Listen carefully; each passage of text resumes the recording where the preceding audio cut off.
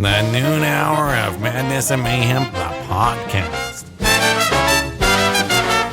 Victor walked in the studio just in time to get this show started, the noon hour of Madness and Mayhem. I am Peaches. I am Victor Wilt, yes, and it is me. I am here. Do we want to play our theme song that I just came up with? You know, I'm the one who used all my musical talent and really put this all together. You wrote this song. Yeah. From start to finish, recorded, produced it, came up with all the lyrics. Yeah, 100%. Played every instrument. Sure. Call me the Caleb Shomo of this building. That's right. Yes, I would love to hear it because I haven't heard it yet, and we'll need to see if I give it my stamp of approval as one of the founders of the noon hour of Madness and Mayhem. No, I liked the other rendition that I had, that I did, but I sort of messed up the lyrics myself, so we're going to go with this version instead. Okay. Not necessarily my favorite tune, but I can tweak it. All right. Well, it's a work in progress. Songwriting takes some time. It does. You know, it takes like 3 minutes, and then additional 3, so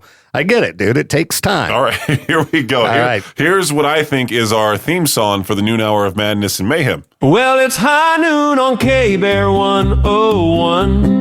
Victor's got his coffee, the show's begun. It's true. He's bald, he's proud, that Mike's his throne. Cat hair all over his studio home. Shaved his goatee for Halloween night. Victoria Rose stole the light. Now he's back on air just slightly vain, saying I's coming to steal your band's fame. It's the noon hour of Madness and Mayhem. One guy's liberal, the other just says nay, man. They bicker about life and somehow win. That's Peaches and Victor. Turn your dial and tune in.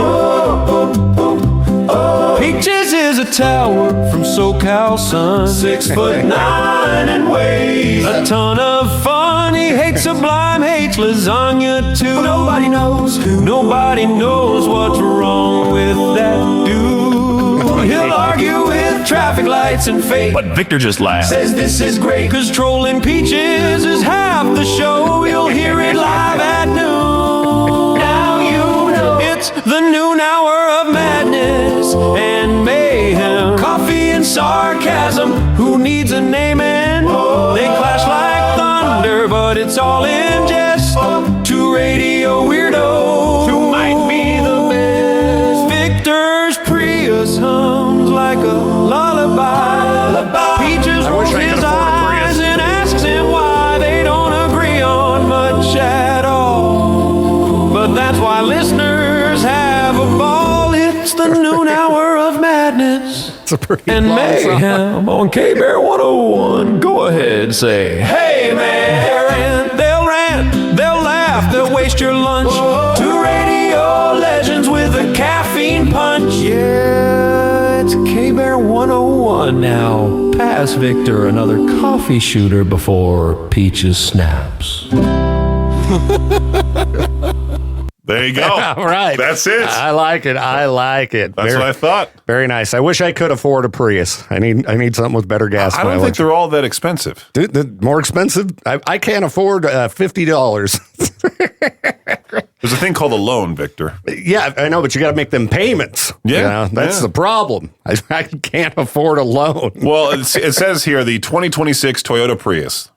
They're starting at $28,000. Jeez. That's for the LE. Now, the XLE can start from $31,000 to $33,000. The Nightshade, which sounds pretty cool, $32,000 to $34,000. Then the Limited, $35,000 to $36,000. Now, if you tell somebody who owns one of those, hey, you drive a Prius. No, I drive the Prius Limited. That's right, Limited. You're like, how big of a tool are you? No, I can't even afford a Geo Metro, dude.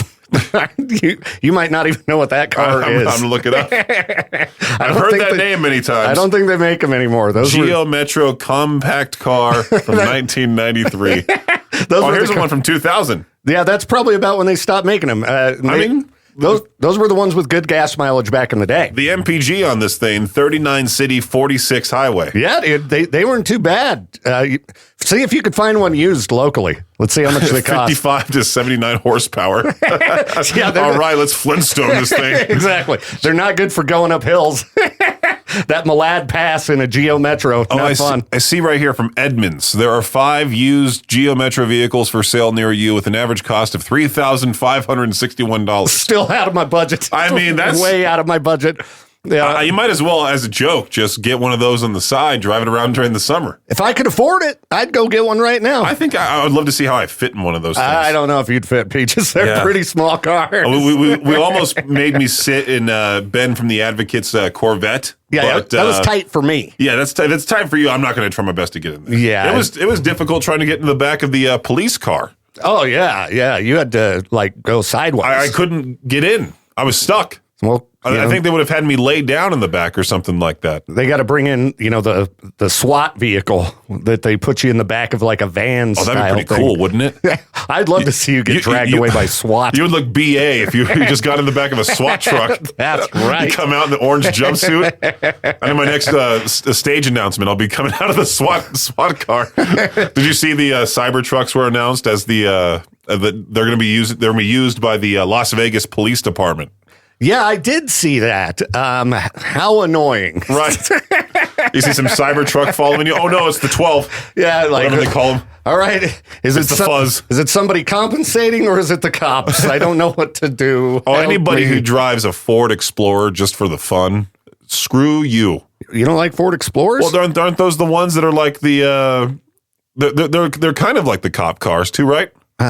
There's like these SUVs. Oh, yeah, that look kind of like cop cars. Yeah. If you drive a white Ford Explorer, Yeah, I kind of feel bad for the cops that got to drive those kind of cars. Why? Because, most of them get to drive something that looks cool, like a Mustang or some kind of muscle car. the Mustang gets A Charger. pretty horrible gas mileage. That's true. We should, for the taxpayer purpose, our cops should be driving Priuses. Yeah, That's Lieutenant what they- Crane would look pretty sick in one of those. I demand change. We're going to put all the cops in Priuses. What's the top speed on a Prius? They don't do many high-speed chases anyway. Well, I guess some officers in New York have a Prius. Dude, it would be so hard to stuff a criminal back in the back of a Prius, though. Like, you couldn't get in the back of the Charger, so try to imagine getting in the back of a Prius if you're Peach's The size. top speed for most recent Toyota Prius models are around 112 miles per hour. Oh, that's plenty for the cops. I demand change. We need to save, the gas prices are high. Come on, save us taxpayers money. Is that it? Sure. All right. Are we going to just dump the song and go to I already break? did. We might as well just go to break. You walked in right as the noon hour was starting, so I was like, sure, let's just go on the air right after the legal ID. That sounds fine. And then we'll be back after some music with more madness and mayhem. That's right, yeah. Now, Victor, I did a little bit of trolling on the K-Bear 101 Facebook page. The Facebook or the group? Just the page. All right. What did you do? I talked about how we should change the Thanksgiving main dish from turkey into brisket. Okay, I saw that post, and I think for Thanksgiving, cook whatever you want. Yeah. I mean, it is true, but at the same time, like I did see Stuart's comment, you do you, don't worry about what other people are having. It's like, I do worry because if I end up at that person's house and they try to serve me turkey, I don't want to be like, no, thank you. Yeah, that's true. And most people do serve turkey. Trying to remember, I think it was last year that I went to Lieutenant Crane's house for Thanksgiving. Does that sound right? Might have been 2 years ago. That might have been 2 years. What did I do last year? I thought you invited the kids over. They flew to the area. That doesn't sound right. Because I know you told me like, oh yeah, my daughter wants turkey, and I'm like, who in the world just craves turkey like that? I'm going to have to go back through my social media or something. There's not anybody out there that out of nowhere goes, you know what? It really sounds good to me right now. A nice turkey sandwich. Dude, I do that. That's if you want to like, oh, I'm trying to lose weight, but I also still want to have flavor. No, you get a turkey sandwich. Because I don't think turkey sandwiches are necessarily good for you. Not the way they're I pretty like good. Like you make yourself a nice turkey bacon ranch sandwich. Also goes back to the thing about how you need to add stuff to make it taste good. Well, dude, okay, if you That one listener got mad at me again. If you put like just turkey on bread with nothing else, that would be a terrible sandwich. Well, obviously, but you gotta like cover it with at least some mayo and cheese. There's so many turkey defenders in that comment section going like, well, if it's dry, that person ain't cooking it right. Well, I do agree with that. If you have dry turkey, somebody screwed up. But also with turkey, you have to at least put gravy on it. You have to spend all day cooking that thing. Dude, it sucks to cook a turkey. It's a horrible process for such a lame product. That's my whole thing about Thanksgiving is that you spend all day trying your absolute hardest to almost perform heart surgery. It's like that level of difficulty on a stupid bird that you have to stuff with random crap. And it turns out to be this like, if it's somewhat wet, you're like, okay, this is decent, but if you want to be grateful for food, you want to eat something that you want to go out and get. Yeah, I mean, I've had to cook a turkey many times. It is a pain. You have to use a lot of fridge space for many, many days to thaw it out. Then you have to clean it. I don't put stuffing in the turkey. To me, that's gross. Cook the stuffing in a pan on the side. It really is disturbing to see the whole of the turkey, all the stuff in there. And it's gross to deal with. Yeah. I don't like cooking a turkey. I don't like it. Right. But, I still, turkey's good. I'd say just buy a turkey breast. Then you don't have to do anything. It's ready to go. But what if you're feeding a whole bunch of people? Invite less. No, I don't know. That's the thing. It's buy 2 turkey breasts. Who wants the dark meat anyway? It is such a stressful holiday.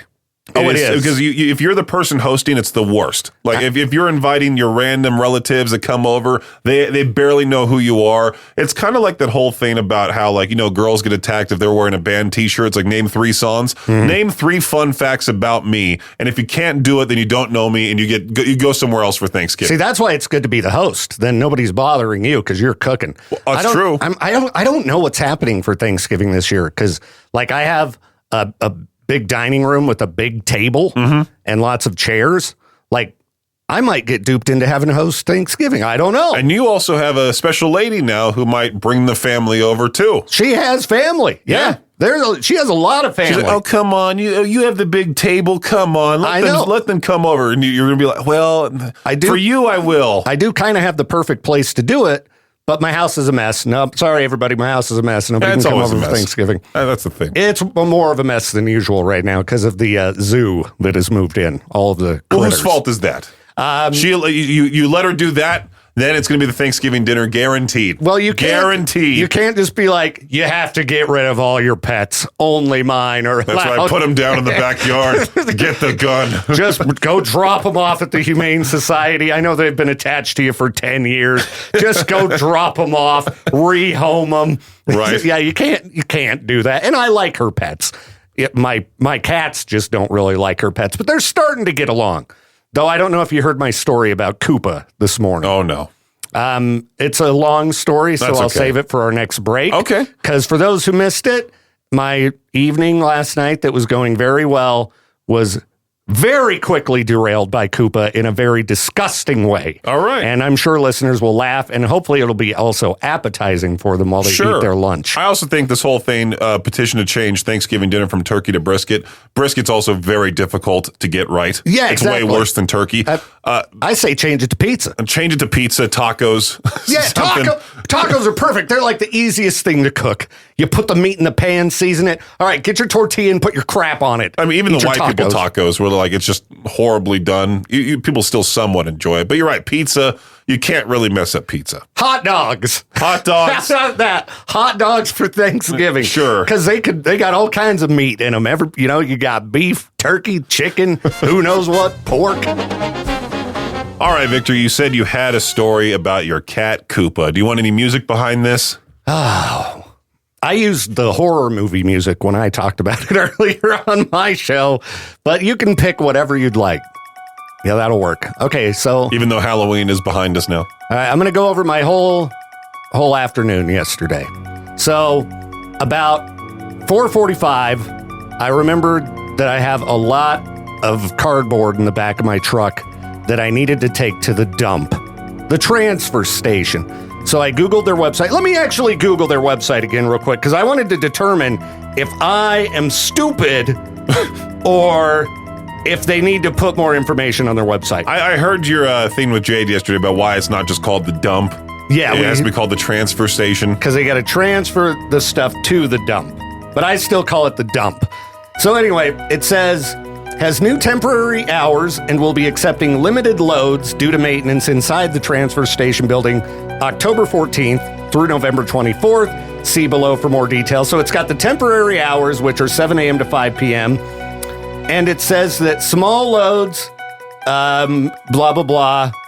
Maximum of 4 bags or 2 trash containers, 1 mattress set, etc. And then it says the following items will still be accepted. Okay, I am dumb because it says metal recyclables, cardboard recycling. Here's the key there. Why are there so many rules? Why is it that places like also like Goodwill, Salvation Army, they always have these set rules like you can only donate during these hours, and if they don't accept any more donations, like you just got to keep your stuff till they finally do? Yeah. Or what? Like if I have stuff to give you, I'm just going to give it to you. I'm guessing and apparently you can get in major trouble if you like just drop dump it off. If you drop off donations. Yeah, you can. Now the key word in there, because I am dumb, the key word in there was recycling. Usually, I'm a terrible lib, and I take all of my cardboard and I roll into the transfer station building and I dump it in the big pit where they run over it with the tractor. Cardboard recycling means you break down all your boxes and you take them out to the little, dumpster looking thing and you slide each one in one at a time. I read that as, they're accepting cardboard. So I pulled into the transfer station and they're like, whoa. They're stopping everybody on their way. I hate when they do that stuff. It's like, let me dump my stuff. And they're like, what are you doing? And I'm like, I just got some cardboard. And they're like, okay, you can put it in the cardboard recycling. And I'm like, well, okay, so I can drive it in the building? They're like, no, outside of the building. And you have to flatten all the boxes. Oh, come on. And I was like, just let me get rid of the cardboard, I you want to get rid morons. of it. I want to, come on. Reminds me of that one time I recycled a whole bunch of bottles, and that one lady who sounded like Roz from Monsters, Inc. started screaming at me, "No glass bottles," and and I've never recycled again because of that lady. So I've still got a truck full of boxes. If anybody needs boxes for like moving or something, you can stop by the studio. I'll give you what I got. I got boxes. Because I'm not going to take the time to break them down today. I'm too busy. So anyway, I go home frustrated at 5, get home about 5. Right. And I pass out on the couch. I'm watching TV. Bam, out cold. Old man. Woke up at about 7:45. Was like, okay, I'm going to do some chores. Because Beck has been working. I want her to come home to a clean house. So I did a bunch of chores, vacuuming, dishes, did some sweeping. Then I decided I look like crap.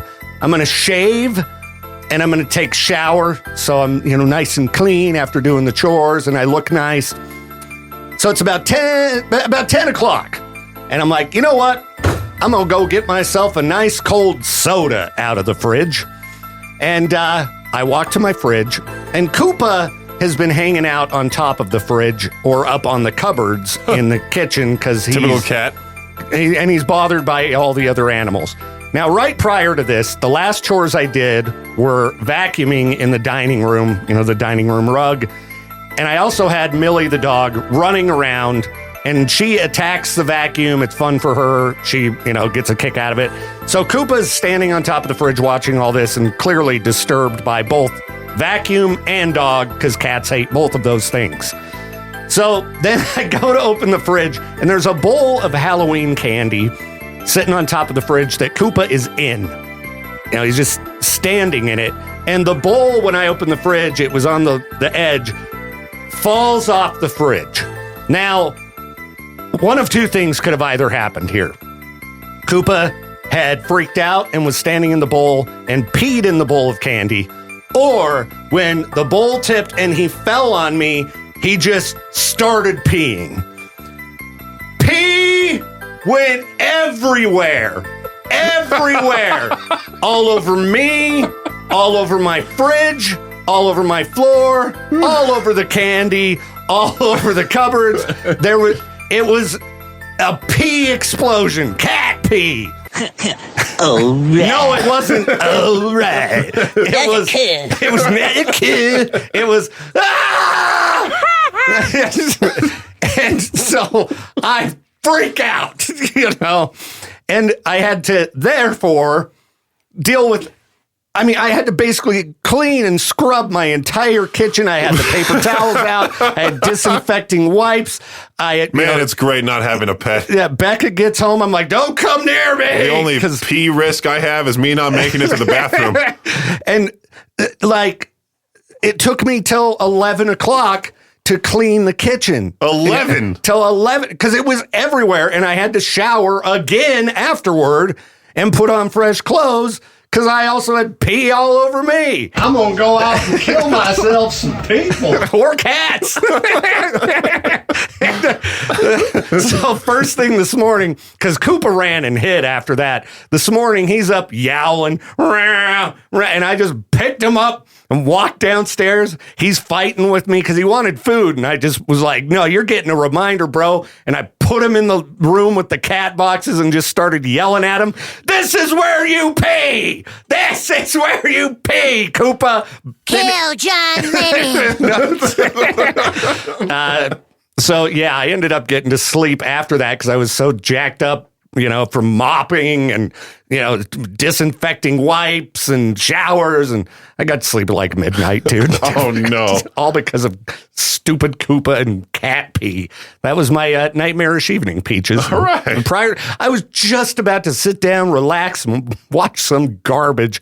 I was already like, oh, it's been great. I got so much done. I'm assuming he peed when he fell. That's what it seemed like, because there was like pee in the bowl when it hit the ground. And it seems like if the bowl just tipped, all of the pee would have been out of the bowl. So I assume there was it all happened so fast. I assume he had been up there holding it on top of the fridge for a long time, and just the final straw was falling off the fridge, and he just lost control. He's probably terrified to use the litter box because of the dog running around, the vacuum's on. He was like, okay, I'll wait till those are both out of the room. Yeah. And then sure enough, you open the fridge and you get that surprise. Yeah. So that was my night, Peaches, when I would usually have been in bed by 10 o'clock. No kidding. Hopefully what you had is more entertaining than mine, Victor, because I came across this question. What do men actually want for Christmas? Oh, I actually talked about that this morning, and yeah, it's not a very exciting thread. No, it's always just the same old, like, I want some peace and quiet. Exactly. I want my wife to shut up every once in a while. It doesn't say that, Peaches. I want to have a tin sign that says I call beer water. I was happy to see one guy in there say he wants video games and Legos, but I want a whole day with no family. I enjoy being alone. Because what I said was, I've got everything I need. So, just hanging out with my lady and relaxing. That's the old man answer, Oh, this one's dude. sad. I want my wife's bone cancer to disappear. Yeah, I know. That's why I told you this isn't a good thread. Wow. Yeah, that's about where I bailed out of it. And I didn't even mention that one on air. I was like, that's too dark. Oh, did you see his name? No, I didn't see his name. I can't say his username, but it's pretty funny. All right. You'll have to tell me when we get off air. Now, what I was going to ask you, Peaches, is, because you're not a guitar player. When you go to a live show, is it important to you to see like the big walls of amps on the stage? No. I have my wall of sound, at my house. I don't really care. All right. I want the band to put on a show.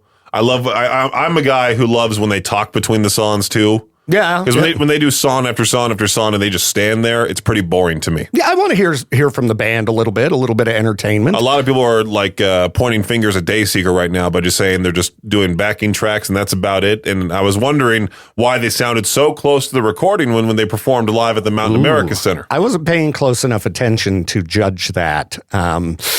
Well, and they just parted ways with their guitarist too. Really? Mm-hmm. Oh, all right. Drama in the Dayseeker camp.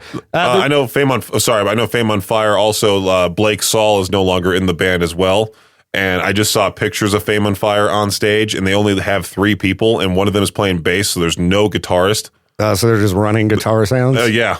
And it looks pretty. That I don't like. It's pretty bad. I like seeing bands, like playing to backing tracks is one thing because it just enhances the sound. But when there is an instrument that is clearly missing, like a guitar or bass, oh yeah, that's very distracting. Very distracting. The reason I asked this is because I found this article at guitar.com. And they were talking about how Metallica doesn't use amps on stage anymore.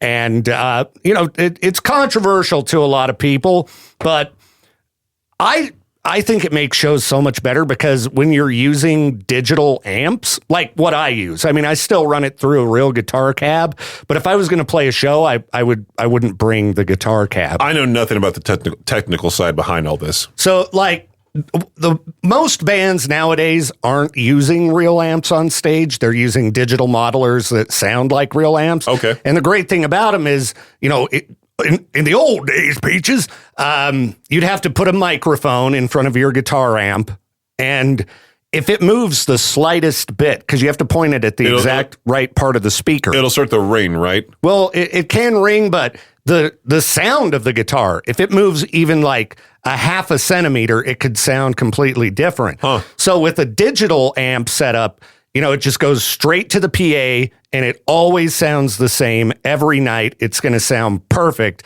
And that's why modern bands generally sound really, really good. Except for those that are using real amps.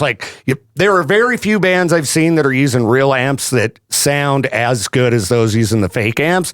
Like Tool, they've got a great sound guy. They've got it very dialed in. They use real amps. System of a Down, same deal.